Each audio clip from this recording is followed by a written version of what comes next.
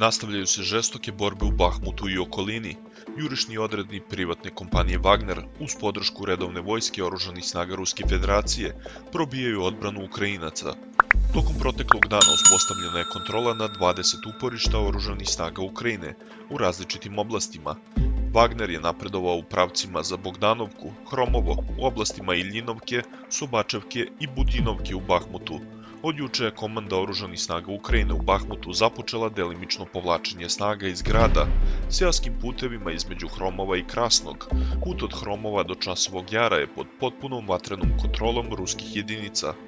Noću, prilikom pokušaja povlačenja iz Krasnog, uništene su dve grupe iz različitih formacija, uključujući 24., 54.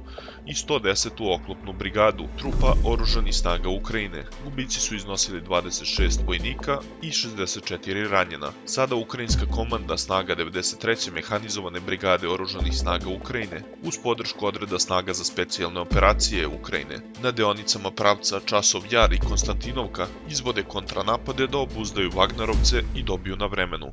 Oružane snage Ukrajine povlače snage iz centralnih i zapadnih regiona Bahmuta.